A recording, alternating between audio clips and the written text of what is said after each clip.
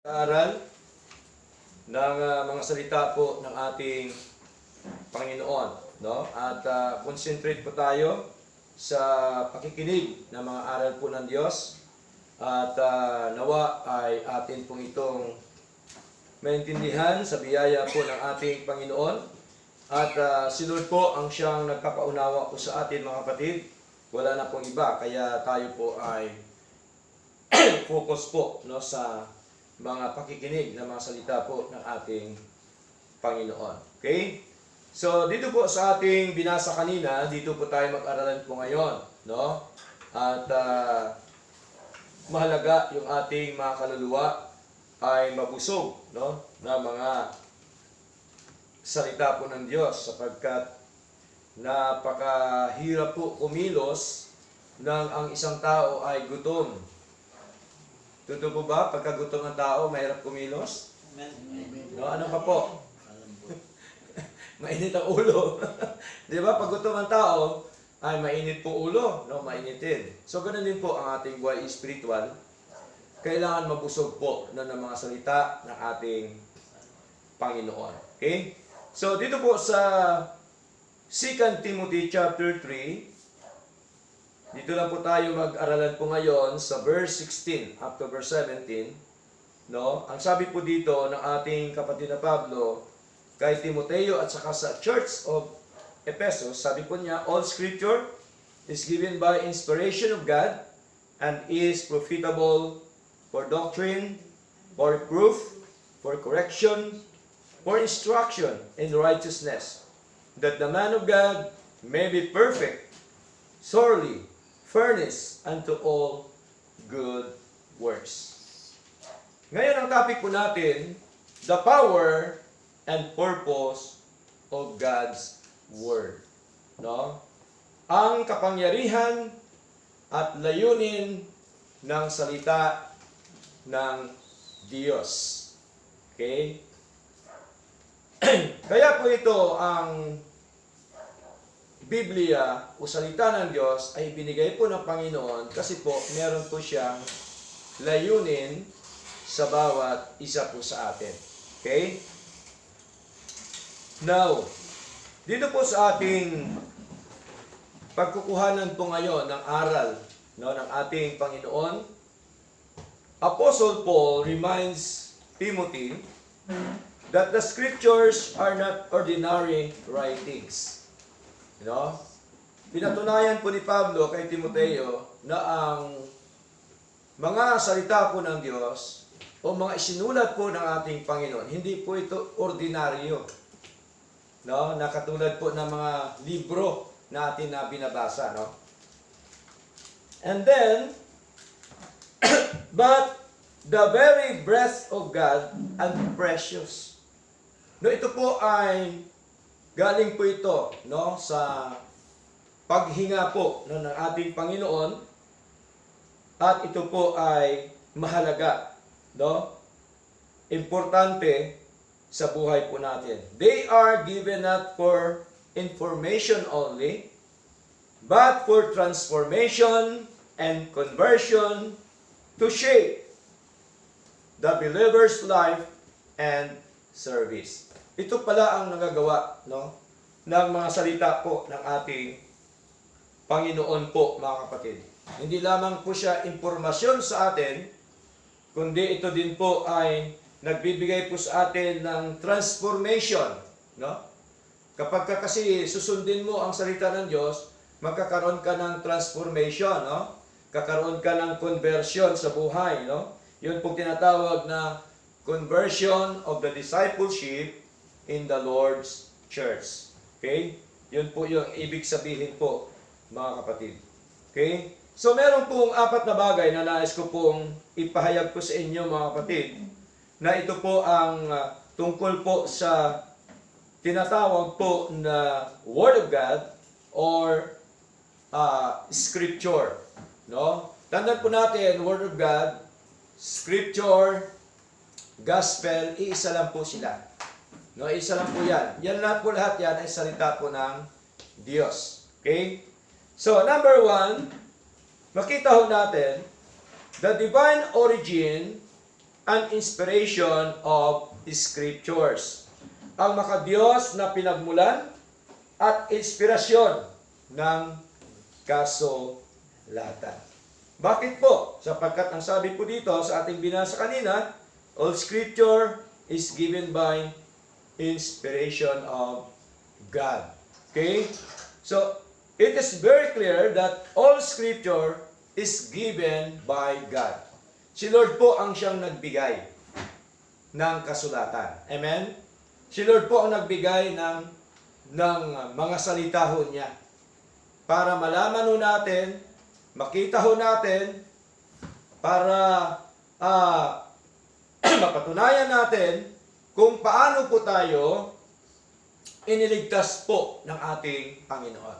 Okay? So nandito po yan lahat, kumpleto po yan, no? Sa banal na kasulatan, kumpleto nga po yung panggisa.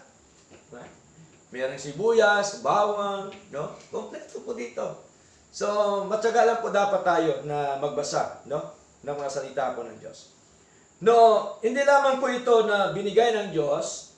All Scripture is inspired by God, no? Ang lahat ng kasulatan ay kinasihan po ng ating Diyos, no? Kinasihan po ng ating Diyos. Hiningahan ng ating Panginoon. The Bible is God's breath, not man-produced or man's breath. Its authority comes from God Himself. So, our final authority, no other than, is the Bible, right? Our final authority, no other than, is the gospel, the scripture of our Lord Jesus Christ. Ito po ang ating basihan, ito po yung ating pinaninindigan, yung mga aral po ng ating Panginoon. No, John chapter 1 verse 17, sabi po dito, for the law was given by Moses, but grace and truth came by Jesus Christ. So malinaw po, no? Sapagkat during Old Testament, meron na pong salita ang ating Panginoon. Naalala niyo po ba ang 10 utos ni Lord? Amen. Doon po sa bundok, no? Na kung saan binigay po ni Lord sa kay Moises. Di ba? So, during that time, meron na po salita ng ating Panginoon. Okay? So, for the law was given by Moses, but grace and truth came by Jesus Christ. So, makita ho natin na meron na pong batas, mga utos, mga sinasabi po ang ating Panginoon sa pamamagitan po ni Moises. But grace and truth came by Jesus Christ. No? Yung biyaya at katotohanan mula sa ating Panginoong Hesus Kristo. So maring parang nagkaroon tayo ng confused po dito. Yung salita ng Diyos mula lumang tipan, totoo po yan. No? Totoo po. Hanggang sa bagong tipan, totoo po yun. Paras po sila na totoo. Subalit, tandaan po natin, merong mga utos si Lord na hindi niya inutos sa bagong tipan. Tama? Inutos niya sa lumang tipan, pagdating sa bagong tipan, hindi na po niya inutos, no? Ng ating Panginoon. So, dito makita ho natin na ang salita pala ng Diyos, hindi pwedeng meron pong tinatawag na private interpretation. Hindi po pwedeng i-interpret mo siya sa sarili mo. Pag sinabi kasi private interpretation, yung interpret ng sarili mo, hindi o. Kasi ang salita ng Diyos, meron na po yan nag-interpret ang salita din po ng ating Panginoon. Right? Nandoon din po yon sa mga salita ng ating Panginoon. Kaya sabi ko dito sa 2 Peter chapter 1 verse 20, sabi dito, knowing this first, that no prophecy of the Scripture is of any private interpretation.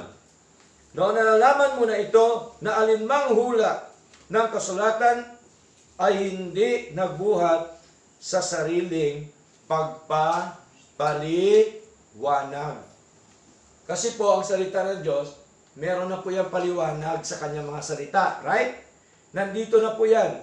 For the prophecy came not in old time by the will of man, but the holy men of God speak as they were moved by the Holy Ghost. So malinaw na kung saan po ay, sabi po ni Pedro, mga kapatid, sapagkat hindi sa kalooban ng tao dumating ang hula kailanman. Okay? Kundi ang mga tao ay nagsalita buhat sa Diyos. Sino-sino po yon, mga kapatid? Okay? Mga hari, no? Di po ba, lumang tipan, sila ni King David, sila ni Haring Solomon, okay? Sila po ang ginamit po ni Lord para mabuo ang banal na kasulatan. Sila ni Moises, okay? Sino pa? No, mga apostol, ginamit po ni Lord. Okay? At mga lingkod, of course, no, ng ating Panginoon, ginamit po yan ni Lord para mabuo ang mga salita ng ating Panginoon. Scripture is divine origin. No? Therefore, divine in authority.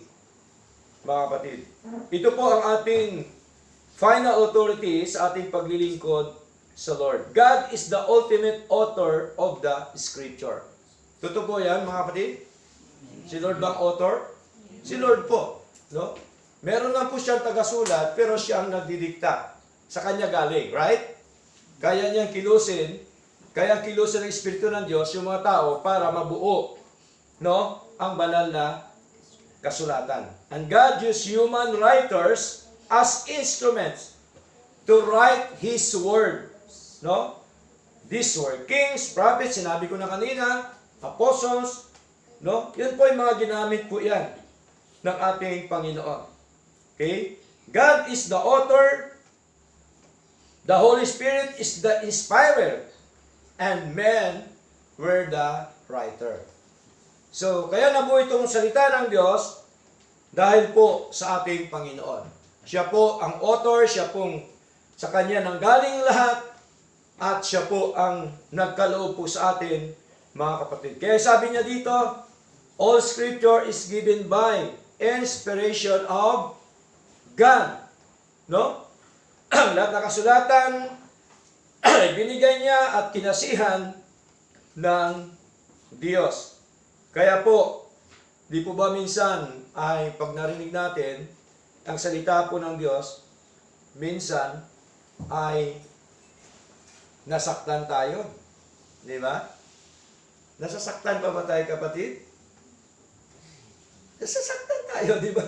Hindi po talaga may iwasan yun kasi nga tayo, inaayos ni Lord ang buhay natin. Tama? Okay? Hindi tayo kinukontra ni Lord, kundi inaayos po ni Lord. No? Ang lahat po sa buhay natin. Okay? So, pasensya na po kayo kasi medyo namamaos po ako, mga kapatid, no? At wala naman ibang mangaral po dito. So, hihinaan ko lang po yung boses ko. No? Naririnig niyo po ba? Okay. So, dito po ay malinaw na makita ho natin na ang lahat pong ito na banal na kasulatan ay galing po sa ating Panginoon. Sabi pa po ng ibang mga ngaral, ang Biblia daw, ang salita daw ng Diyos, ay hindi po yan 100% na galing sa Panginoon. Naniniwala po ba tayo, mga kapatid? Hindi ba 100%? Kasi sabi nila, bakit may binanggit dyan diablo? Bakit may binanggit dyan masama? Okay? Ang totoo niyan, buong Biblia from Old Testament to New Testament, ito po yung 66 books, mga kapatid. Ang Old Testament, how many books? 39 books. Tama? Ang New Testament, 27 books. All in all, 66 books. Yun po ang kinasihan ng ating Panginoon. Lahat po yan, 100% ng salita ng Diyos. Bakit pastor may binanggit dyan yung Diablo? Pinakita lang yan ni Lord para makilala natin ang Diablo. Tama? Para alam natin na meron tayong kalaban. Amen po? Oh. Kasi kung hindi yan isulat ni Lord, abay, bulag tayo. Hindi natin makikita kung sino pang mga kalaban natin sa ating paglilingkod sa Lord. Hindi natin alam kung anong ginagawa ng Diablo. Tama po? Kaya naka-record po yan. Isinulat yan kasama po ng ating, sinulat po yan ng mga manunulat ng ating Panginoon para po malaman ho natin na meron pala tayong kalaban. Walang iba kundi ang Diablo. Basahin po natin mga batid. Sa aklat po ng 1 Peter. Okay? 1 Peter, kailangan alam po natin, no? Kung ano po ba ang katangian ng Diablo para ma-counter po natin siya sa biyaya po ng ating Panginoon. Okay? Sa 1 Peter chapter 5 verse 8, sabi po dito, maging mahinahon, maging mapagbantay, dahil ang inyong katunggali ang Diablo. Sino daw ang katunggali natin? Ang Diablo. Ano po ang ugali ng Diablo? Gaya ng umaatungal na leon, ay gumagala, naghahanap kung sino ang kanyang maaaring lamunin. Oh, di ba alam natin kaagad kung anong karakter ng Diablo? Tama po? Siya po ay katulad ng isang leon na umaatungal at naghahanap ng kanyang masisila. Ibig sabihin, naghanap po siya ng kanyang madala. Makuha po niya yung mga anak ng Diyos. Yun pong ibig sabihin, mga kapatid. No? Pero may pang-counter tayo. Ano ang counter natin? Verse 9, na siya ay labanan ng matatag. Nilalabanan ba ang Diablo? Yes. Sabi ni Lord, sabi itan po ni Pedro, na siya ay labanan ng matatag na pananampalataya, nalalaman na ang gayong mga paghihirap ay nagaganap na sa inyong mga kapatid na nasa sanlibutan. Ibig sabihin, hindi ito bago. Noon pa, mga kapatid. Kaya po ang panlaban natin ay ang ating matatag na pananampalataya. So, ang isang anak po ba ng Diyos, magkaroon ba siya ng matatag na pananampalataya kung hindi niya sinusunod ang kalooban ng Diyos? Siyempre, wala siyang matatag na pananampalataya kung hindi niya pinapakain ang kanyang kaluluwa. Tama? Yung kanyang espiritu, yung kanyang, hindi siya nagkaroon ng tinatawag po na kaalaman doon po sa mga salita ng ating Panginoon. Kaya dito, makita ho natin mga kapatid, na napakahalaga na makilala ho natin yung divine origin and inspiration of Scripture. No? Walang iba kundi yung ating Diyos. Siya pong author, siya pong may-ari, and the number 2, mga kapatid, the prophet of Scripture. Ang kapakinabangan ng kasulatan. Okay? Kaya po, binigay ito ni Lord sa atin para magkaroon tayo ng pakinabang. Tama po? Para meron tayong alam. Okay? Eh kung binigay na nga ni Lord, iba't iba pa nga ang paniniwala, no? So, how much more kung wala ito, mga kapatid? Kung walang Biblia, walang salita ng Diyos, ano ating ipangangaral? Sarili natin? Hindi naman pwede yun, tama? Okay? Siyempre, ipangaral natin yung Diyos. Yung sinasabi po ng ating Panginoon. At ang sentro ng ating pangangaral, walang iba kundi ang ating Diyos. Bakit po? The prophet of Scripture. Sapagkat ang sabi po dito, all Scripture is given by inspiration of God and is profitable. No? At ito ay kapaki-pakinabang. Ang salita pala ng Diyos ay kapaki-pakinabang sa buhay po ng bawat isa. No? Maraming mananampalataya ngayon, no?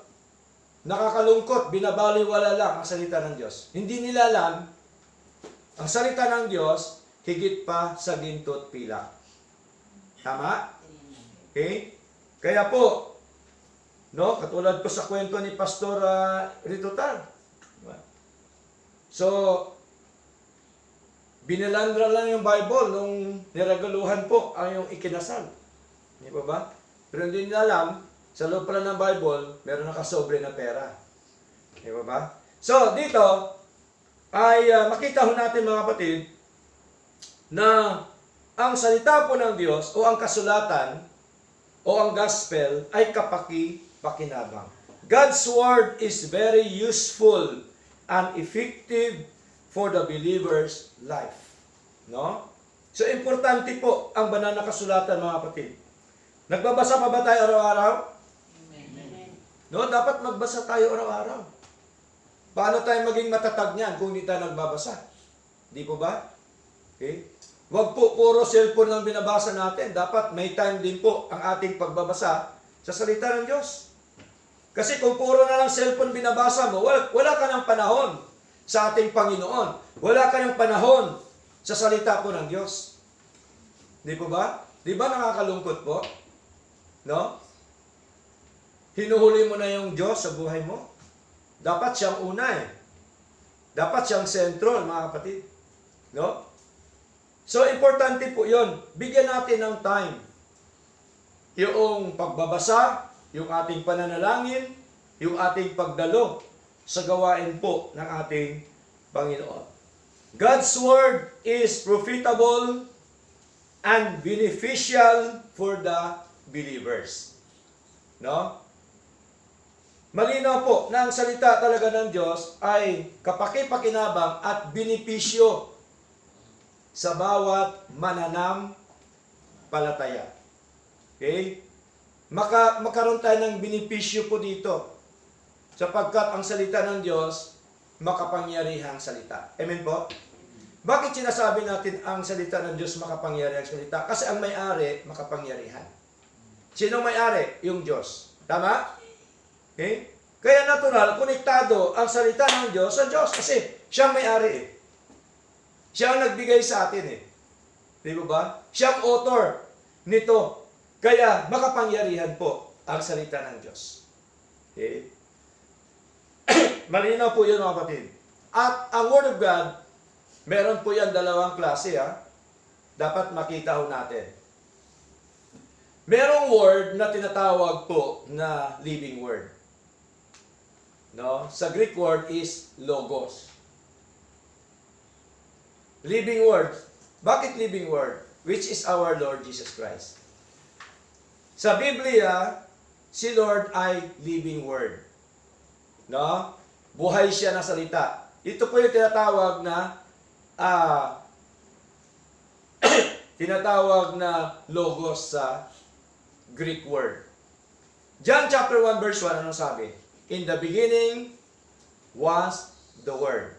And the Word was with God. And the Word was God. At ang salita ay Diyos.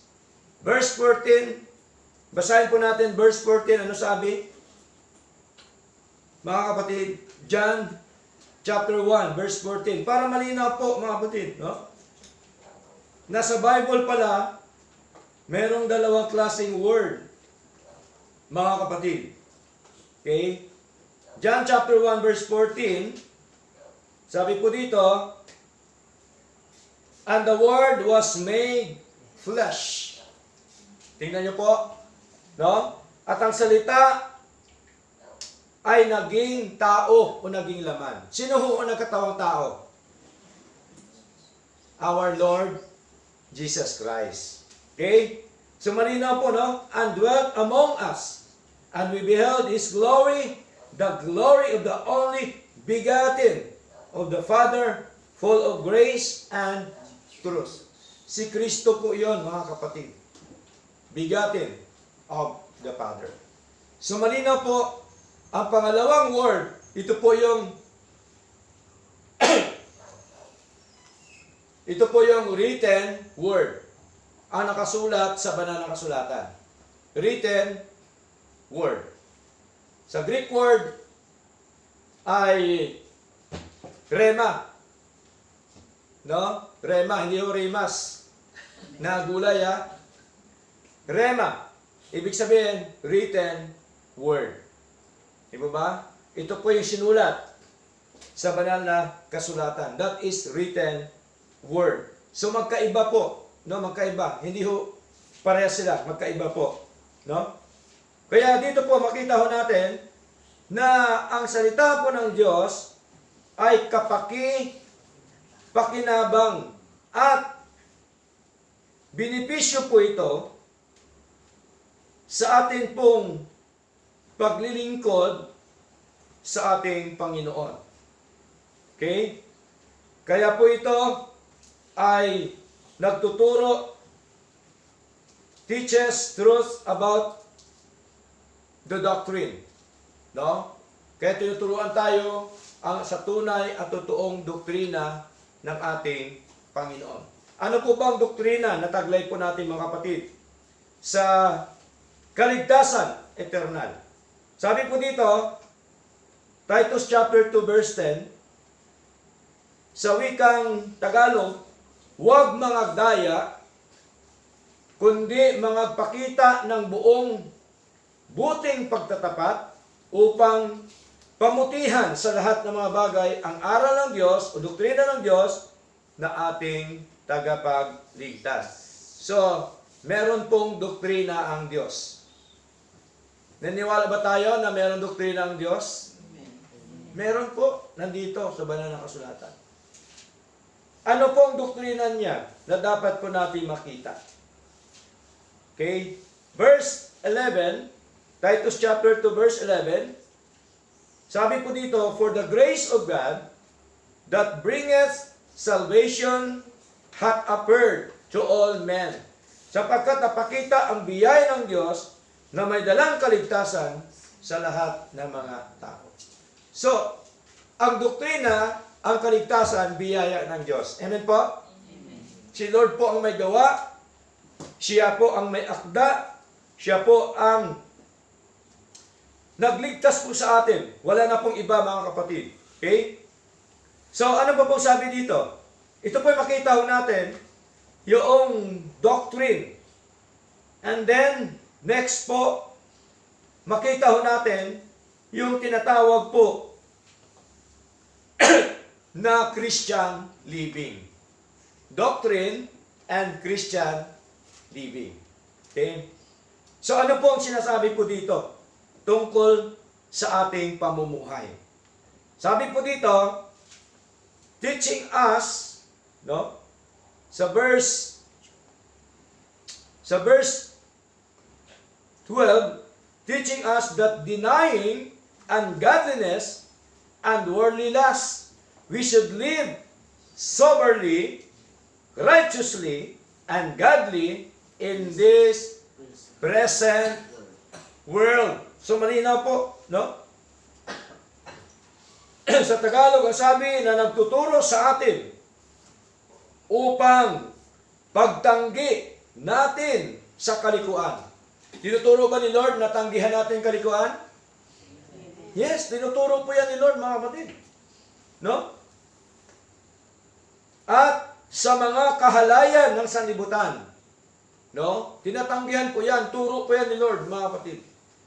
Okay?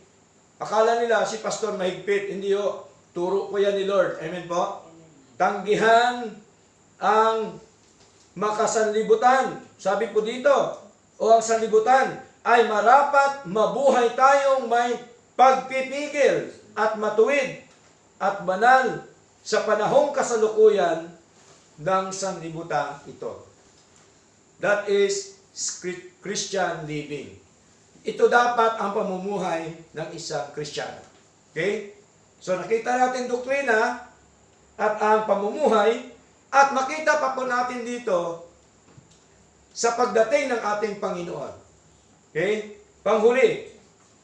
Dito po sa verse 13 ng Titus chapter 2. Looking for that blessed hope and the glorious appearing of the great God and our Savior, Jesus Christ. Nahintayin niya ang mapalad na pag-asa at ang pagpapakita ng kalulatian ng ating dakilang Diyos at tagapagligtas na si Jesu Kristo. Hinihintay ba natin si Lord? Amen. Kasi magpapakita po si Lord. Ito po yung tinatawag na final phase of salvation. No? Tayo po ay sasalubong sa ating Panginoon. So nakita ho natin ang doktrina, ang pamumuhay, at ang pagdating po ng ating Panginoong Diyos. So saan natin nakikita? Sa Scripture. Sa banal na kasulatan. Kaya ho mahalaga itong babasahin, kapatid. Bigyan natin ng panahon po si Lord. Amen? Bigyan natin panahon ang salita po ng Diyos. Okay? Kung ating iniibig si Lord, bigyan natin ng panahon si Lord. Tama po? Kung tayo gusto natin na lumago, kung gusto natin na magpatuloy po sa Lord, kailangan natin magbasa, mag-aral, makinig, at merong pagpapakumbaba, no, sa harapan ng ating Panginoon. Kasi tandaan po natin, ang isang anak ng Diyos, hanggat siya ay merong pride, malabo niyang maintindihan at maunawaan ang salita ng Diyos. Amen? Bakit? Ang umiiral ay pride. Tama? Hindi yan. Ayaw ko yan. Yeah. Hindi totoo yan. Kahit na sinasabi na ang salita ng Diyos, hindi totoo yan. Hindi po, mga kapatid. Malinaw po yan. Kaya katulad po sa sinabi dito, sa binasa natin, na kahit anong pag-aaral niya, hindi niya narating. No? Hindi niya narating ang totoo at tamang aral ng ating Panginoon. Basahin po natin, aklat po ng 2 Timothy, mga kapatid, chapter 3. Okay? 2 Timothy chapter 3.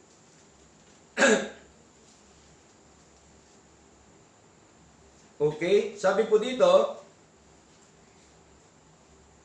sa verse 8, sa wikang Tagalog, sabi po dito, ngayon, tulad nila James at Jambres, na sumasalungat kay Moises, ay gayon din ang mga ito, na sinasalangsang ang katotohanan, mga taong bulok ang mga pag-isip, itinakwil patungkol sa pananampalataya.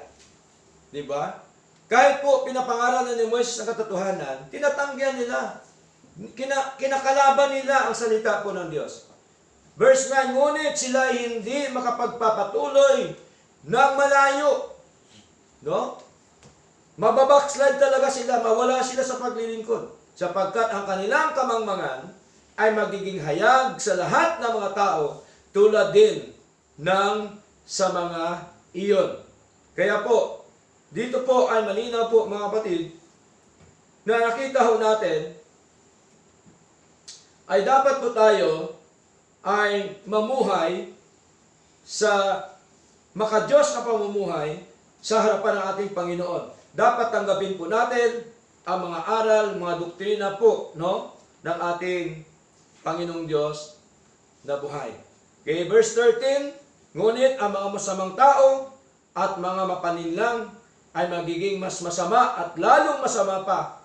Naglilinlang at nalilinlang. Tingnan niyo po. So malinaw po mga kapatid na napakahalaga na dapat paniwalaan natin sapagkat ang salita po ng Diyos ay dito po tayo nagkaroon ng pakinabang at ito po ay kapakipakinabang sa atin at dito po tayo nagkakaroon ng benepisyo sa mga aral, sa mga salita ng ating Panginoon. Okay? And is profitable. Para sa ano? No? For reproof. Okay? All scripture is given by God, is given by inspiration of God, and is profitable for doctrine. No? O for doctrine, and then for reproof. Reproof exposes error. Yun po ibig sabihin mga kapatid. No? Kaya sabi dito sa 2 Peter chapter 3, verse 17, you therefore, beloved, seeing you know these things before, beware lest ye also, being led away with the error of the wicked. Tingnan niyo po, no? fall from your own steadfastness. Kaya nga mga minamahal, yamang nalalaman na ninyo ng una ang mga bagay na ito ay magsipag-ingat kayo. No? Winawarningan po tayo ni Lord. Baka kung mga ligaw kayo sa pamamagitan ng kamalian ng masama at mga hulog kayo sa inyong sariling katyagaan. So malinaw na ang scripture po ay profitable for doctrine, for reproof, for correction. No? Kasama po roon yung pagtutuwid, restores what is wrong. Kaya po mahalaga po mga kapatid.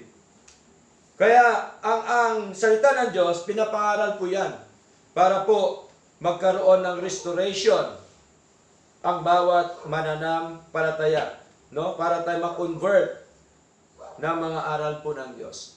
Kaya ang anak po ng Diyos ay deconvert. No? Deconvert, deconvince. Di ba? Di ba may mga anak ng Diyos na deconvert, deconvince? Okay? So, ano po sabi dito, 2 Timothy chapter 4 verse 2? Preach the word, be instant in season, out of season, reprove, rebuke, exhort, with all long-suffering and doctrine. Kaya po ang paghihirap, mahaba. Long suffering. Okay? Kaya ho, pinapangaral. Kaya ang gusto ni Lord, ipangaral sa kapanahunan man o wala sa kapanahunan ang salita po ng Diyos. Okay? Kaya sabi dito ni Pablo, sumawata ka, sumuway ka, mangaral ka ng may buong pagpapahinhod at pagtuturo. Malinaw po, mga minamahal. For correction, kinokorek po tayo ng salita ng Diyos. Okay? Handa ba tayo magpakorek ng salita ng Diyos? Amen. Kinokorek tayo ng salita ng Diyos. Kaya po, huwag nating sisihin si pastor. Si pastor na naman, pinatatamaan na naman ako. Diba? Kinokorek lang po tayo ni Lord. Tama? Okay? Kaya nga, malinaw nga, sabi pa po dito hindi lang po tayo kinokorek, kundi tayo din po ay nire-rebuke ng salita ng ating Panginoon. No? Sinasaway po tayo ng salita ng Diyos. Hindi lamang for correction, kundi for instruction in righteousness. Trains in godly living. No? Tayo po ay tinuturuan ni Lord na tayo po ay mamumuhay na maka-Diyos na pamumuhay. Romans chapter 1 verse 17, for therein is the righteousness of God revealed from faith to faith, as it is written, the just shall live by faith. Kaya po, mga kapatid, yung sinasabi niyan, from faith to faith, no? Ibig sabihin, yung faith ni Lord, ibinigay niya sa atin, no? Tandaan po natin, ating Jesucristo, meron ding faith sa Ama. Tayo din merong faith sa ating Panginoon. Sapagkat ang faith na ito, binigay po bilang isang bunga ng kaligtasan at buhay na walang hanggan. The Word does not only teach, it changes. No? Talaga hong, pagka ating isa pamumuhay sa salita ng Diyos, meron pong pagbabago. Right? Tama po? Sa pamumuhay natin, yung salita po ng Diyos. Sa biyaya ng Diyos, ay babaguhin po tayo ng ating Panginoon. Okay? Next, number 3. The purpose of Scripture. Ang layunin ng kasulatan. Meron pong layunin ang kasulatan. Okay? Sabi po dito, that the man of God may be perfect. Pag sinabi pa ang perfect ang tao, hindi na siya nagkakasala? Yung perfect na ito yung tinatawag na spiritual matured. Tandaan po natin, yung lumalago ka. Tama? Lumalago ka. Hindi ka natiling bata. Kung sa physical na katawan, sa kapanganakan ng isang tao, hindi ka natiling bata, kundi ikaw lumalago, lumalaki. Tama po? Pagka ang bata ay bata, ano po ang kanyang kinakain? Anong iniinom? Gatas. Pagka lumaki ng tao, anong kinakain? Yung mga matitigas na pagkain. Tama po? Yung mga meat. Pero wag masyadong meat. Baka naman may blood ka. Kailangan may gulay. Diba? Oh. Mahalaga po yan makita natin, mga kapatid. Kaya po dito, yung sinasabi po dito ni Lord, na perfect po, mature, complete, spiritually developed, spiritually growth. Yun pong ibig sabihin, mga kapatid. Naging matured tayo sa Panginoon. Amen po? Paano malaman ang isang Kristiyano matured? Pagka mature ng Kristiyano, hindi agad-agad nakagalit yan. Hindi yan parang bata na, di ba? Kita nyo ang ugali ng bata? Pagka mature dyan, talagang hindi basta-basta yung ano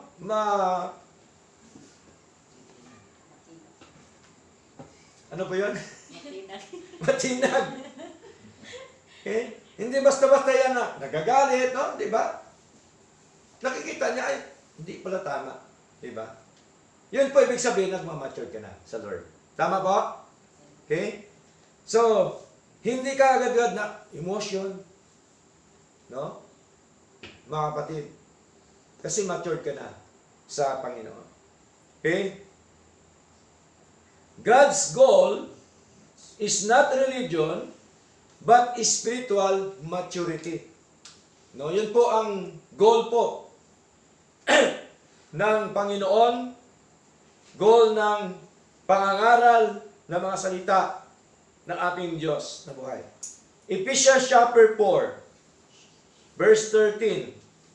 Sabi po dito, till we all come in the unity of the faith and of the knowledge of the Son of God, unto a perfect man, unto the measure of the stature of the fullness of Christ.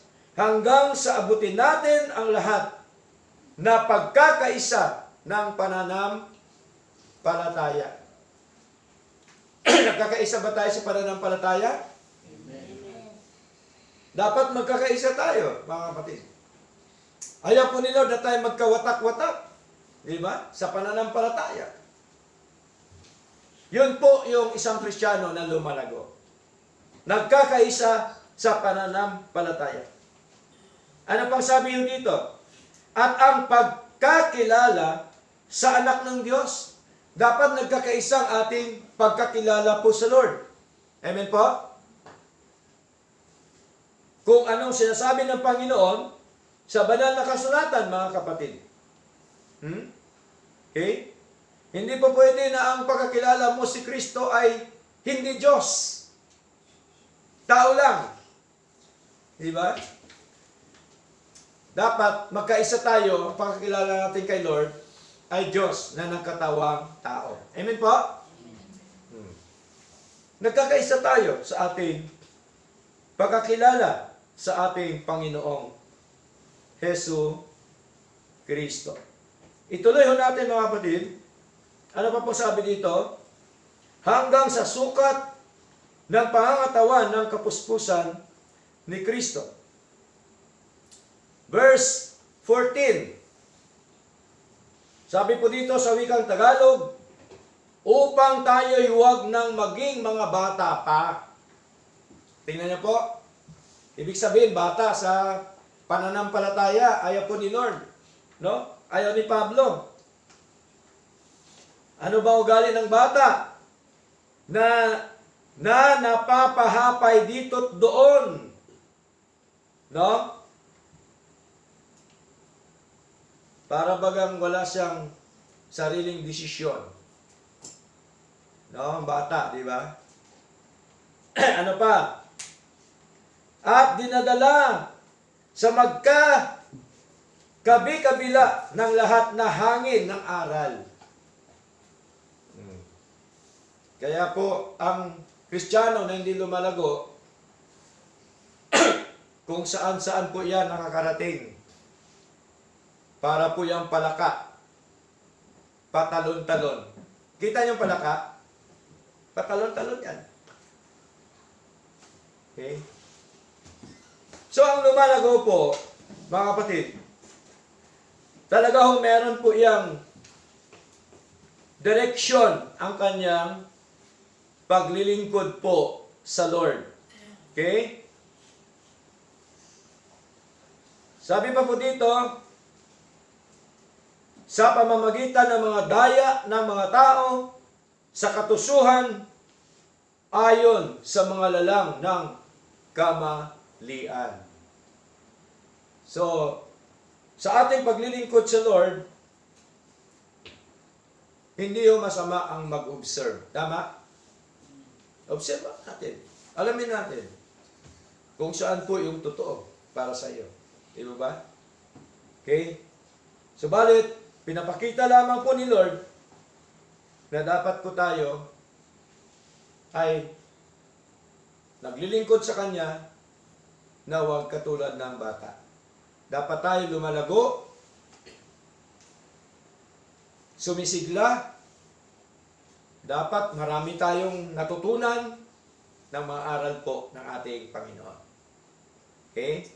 Baka mamaya, tatanungin ka ikaw ba'y ligtas na? Ano nga ba yung sabi ni Pastor? Dali lang, tawagin ko si Pastor.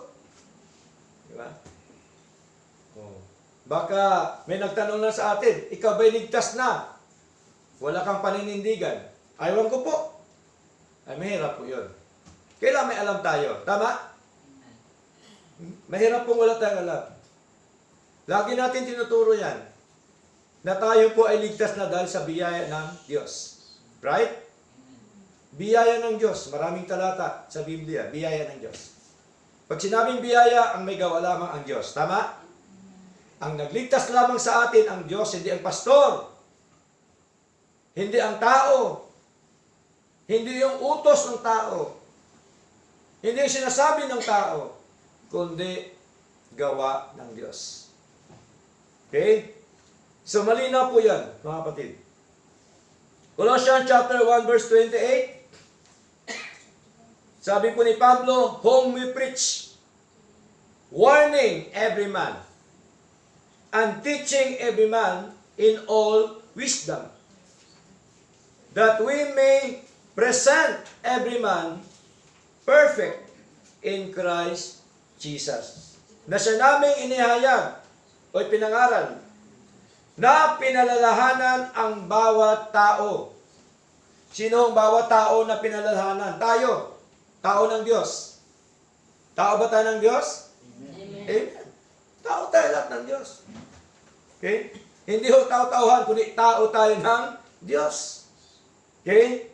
Kaya tayo winawarningan, pinalalahanan. Hindi lamang po yon, kundi tayo din po ay tinuturuan. Sabi ni Pablo, at tinuturuan ng bawat tao sa buong karunungan upang maiharap naming sakdal kay Kristo ang bawat tao. Ibig sabihin, may harap sa Diyos, yung matured ka na, lumalago ka na sa mga aral po ng ating Panginoon. So, the purpose of Scripture. Ang layunin ng Ebanghelyo, para tayo lumago. Amen? Para tayo maging matured sa paglilingkod po sa ating Panginoon. Okay, that is number 3. Number 4, the equipment of servant of God. Ang kagamitan ng lingkod ng Diyos, thoroughly furnished unto all good works. Okay? that the man of God, sinabi po doon, no? Verse 17, ng 2 Timothy chapter 3, ano sabi? That the man of God may be perfect. So, naka-address sa man of God ang salita ng Diyos. Akala ko, Pastor, ang salita ng Diyos para sa lahat ng tao sa mundo. Ang salita po ng Diyos for only the man of God. Palagay niyo ba, pagka hindi sila man of God, babasahin na ang salita ng Diyos? Diba hindi? Hindi sila man of God eh. Hindi sila mananampalataya. Hindi sila anak ng Diyos. Pag sinabi kasing man of God, anak ka ng Diyos, tama? Mananampalataya ka. Kaya sa kanila, ang salita ng Diyos, walang kwenta ito sa kanilang pandinig. Hindi masarap pakinggan ito sa kanila. Walang kwenta. Walang silbi. Pero sa atin, na mga naligtas na, ito ay kapangyarihan ng Diyos, yung kanyang salita. Basahin po natin, 1 Corinthians, mga kapatid. Para malinaw lamang po yung ating pangangaral, kailangan may kakibat po na salita po ng Diyos. 1 Corinthians chapter 1, verse 18, sabi po dito, for the preaching of the cross is to them that perish foolishness. Malinaw po. But unto us which are saved, it is the power of God. No? Tingnan niyo po. Malinaw po yun, mga kapatid. Na ang pangangaral daw ng cross, ibig sabihin pangangaral tungkol sa Panginoon, sa kanila na napapahamak ay kamang-mangan, walang kwenta. Ngunit, datapwat sa atin na mga naligtas, ito ang kapangyarihan ng Diyos. So malinaw, di po ba? Kaya ang salita ng Diyos sa atin, kapangyarihan po yan ng Diyos.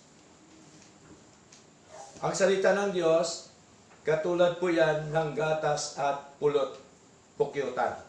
Di ba ang gatas? Anong gatas pagka kinain natin? Anong nalasahan natin sa gatas? Malinamnam. Tama po? Hindi mapait. Ang palaya po yun mapait. Diba? Oh. Yun pulot pukyutan. Alam niyo ba ang pulot pukyutan? Honey. Honey. Diba? Pulot pukyutan.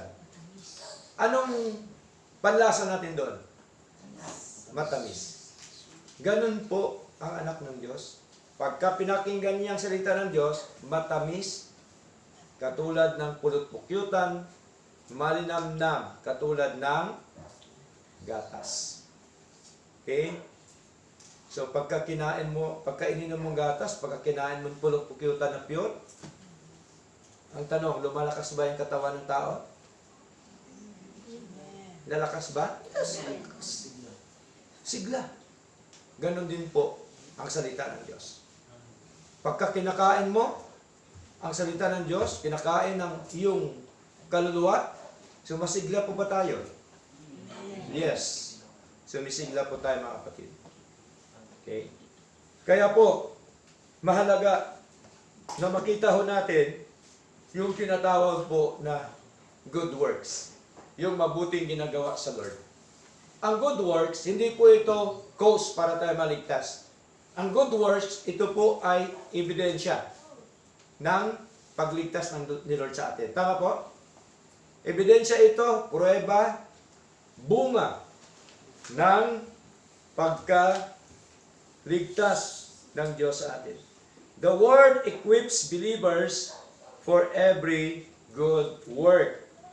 God's work must be done by God's Word. No? So, ang salita ng Diyos, mahalaga po yan, mga kapatid. Sapagkat Of course, ginawa na po ni Lord yung kanyang ginawa po sa atin para sa ating kaligtasan at buhay na walang hanggan. Ano ang sinabi ni Lord doon sa krus ng Kalbaryo? It is finished. Tapos na po. Ginawa na po ni Lord na tayo ay iligtas. Ginawa na po ni Lord ang kanyang mga salita para nating malaman, maintindihan, manawaan, at may sa pamumuhay yung mga aral po ng ating Panginoon. Hebrews chapter 13 verse 21. Make you perfect in every good work to do His will, working in you that which is well-pleasing in His sight through Jesus Christ, to whom be glory forever and ever. So malinaw po, no? Kaya po, sabi po ni Pablo, pakasakdalin daw tayo ng bawat mabuting gawa upang gawin ang kanyang kalooban. Sino kanya? Kalooban po ng Diyos. Kaya po, kaya tayo ay naging matuwid sa Lord because of the grace of God. Tama? Nandoon pa rin po yung biyaya ng Diyos sa atin. Siya pa rin po ang nagkakaloob sa atin para tayo gumawa ng mabuti sa kanyang harapan. God's equip His people. Okay? Acts chapter 20 verse 32, anong sabi dito? And now, brethren, I commend you to God and to the word of His grace, which are able to build you up and to give you an inheritance among all them which are sanctified. Malinaw at ngayon ipinagtatagubilin ko sa inyo o pinagtatagubilin ko kayo sa Diyos at sa salita ng kanyang biyaya na makapagpapatibay sa atin.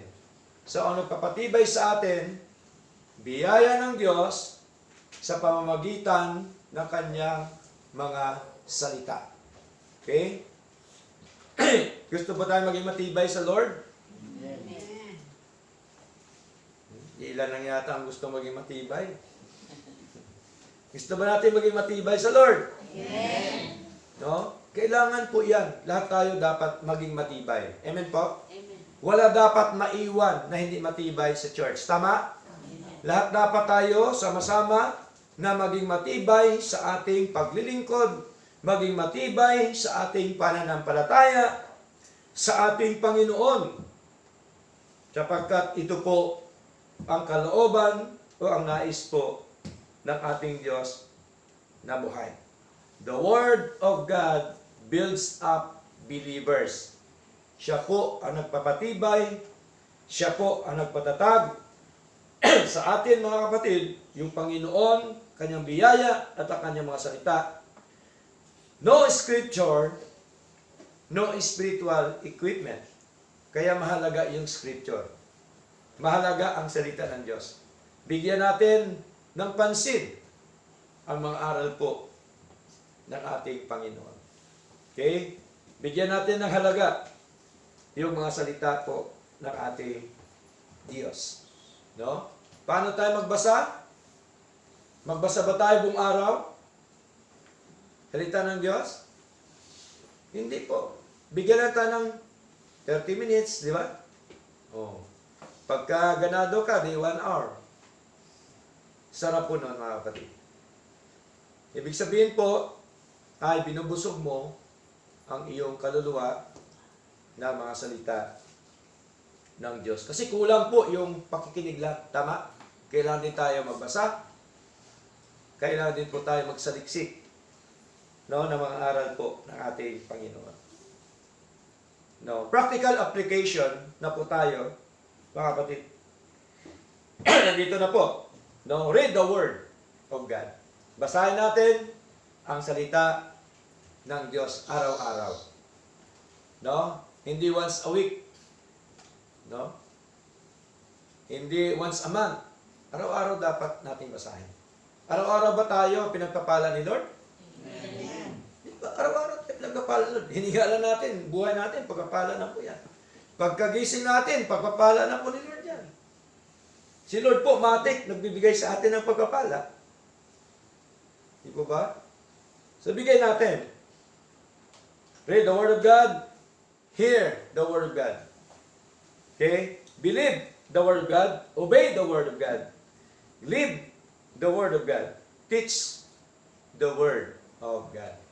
So, kumpleto dapat gawin natin para tayo sama-sama sa atin pong pagiging matatag, pagiging matibay sa paglilingkod po sa ating Panginoon.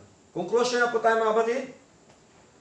2 Timothy chapter 3 verse 16 up to verse 17 teaches that the Word of God is divine in origin, powerful in function, and complete in purpose. It forms doctrine, corrects life, matures believers, and equips the servants of God.